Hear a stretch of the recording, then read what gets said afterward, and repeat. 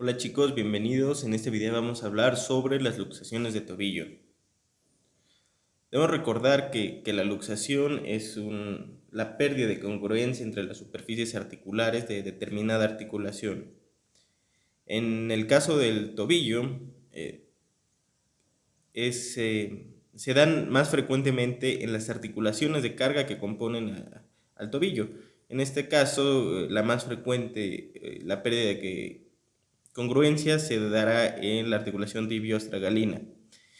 Es una patología no tan común, pero se presenta en igual proporción entre mujeres y hombres, normalmente en edades tempranas asociadas a factores de riesgo, y en edades un poco más avanzadas tiene un pico de incidencia a los 50 años por otro tipo de causas, ¿no? Mecanismos asociados probablemente que nos producirán esta luxación de la articulación. Existen varios factores de riesgo separados para mujeres y para hombres. En el caso de las mujeres es muy común por el uso de zapatos de tacón alto, por sobrepeso, se puede asociar a fracturas por la presencia de osteoporosis y por la poca actividad física que realicen, también es un factor de riesgo. En el caso de los hombres, se asocia más frecuentemente a lesiones deportivas, de trabajo o accidentes de tránsito. Eh, Se debe principalmente a los cambios de dirección en el deporte, a la posición que se mantiene estática del pie mientras el resto del miembro inferior gira, y fuerzas aplicadas muy fuertes sobre la articulación y la sobrecarga de esta articulación, ¿no?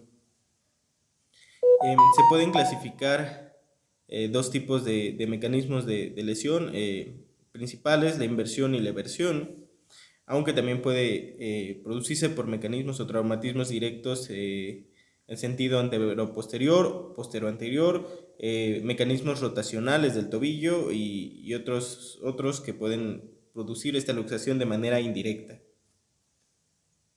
¿Cómo se va a clasificar esta luxación? Se puede clasificar por el desplazamiento que tendrán los fragmentos óseos.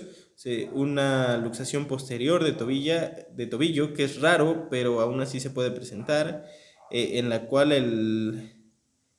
el astrágalo se va a desplazar en sentido posterior a la tibia y puede estar asociado con fractura en uno o en ambos maleolos.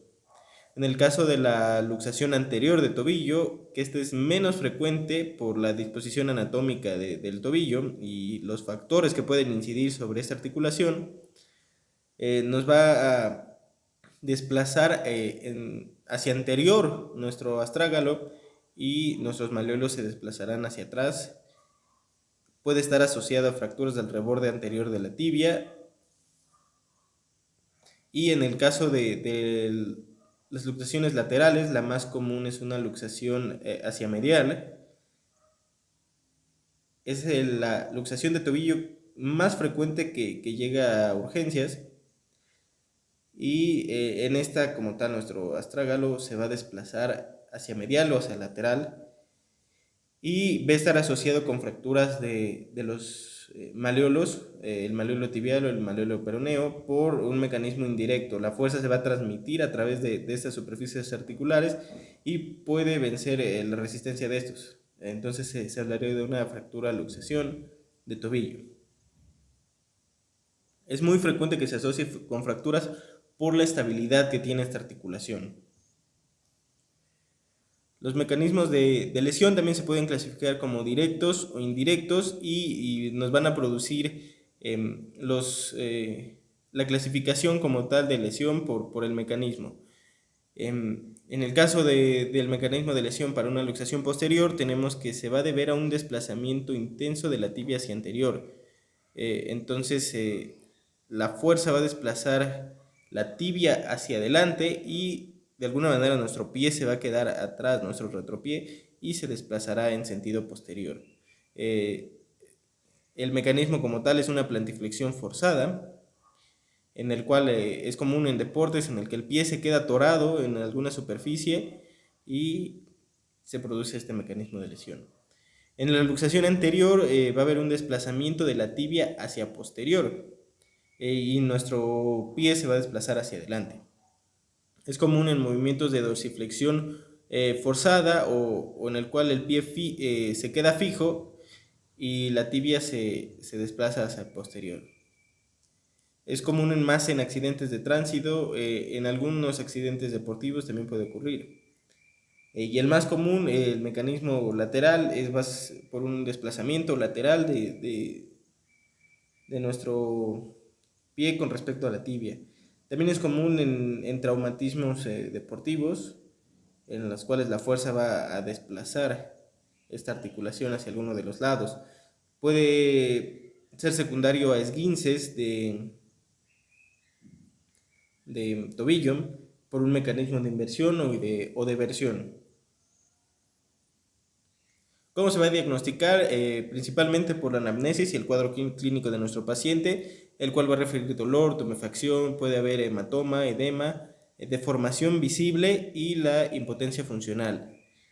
Debemos, en el caso del tobillo, por la cuestión vascular y nerviosa, precisamente valorar esta función, que exista el pulso y sensibilidad distal al tobillo.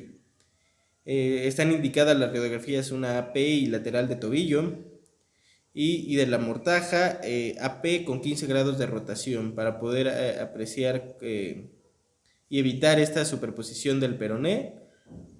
En el caso de fracturas y luxaciones expuestas, son pacientes de alta prioridad y se recomienda trasladar directamente a urgencias para el tratamiento.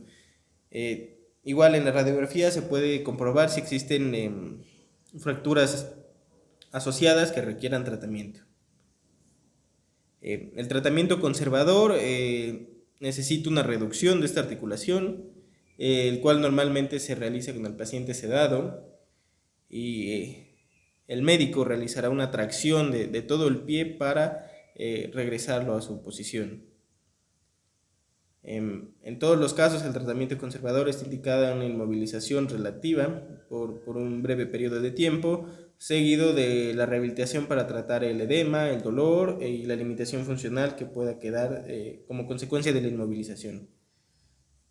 El tratamiento médico se presenta únicamente en casos en los cuales se presenta asociado a fracturas, fracturas o lesiones ligamentarias muy extensas que requieran tratamiento, una reinserción de estos ligamentos, y en el caso de las fracturas se va a tratar con placas y tornillos o solo tornillos cuando las fracturas tienen un trazo simple. Esto debe ser valorado por el traumatólogo y el tratamiento debe ser hospitalario.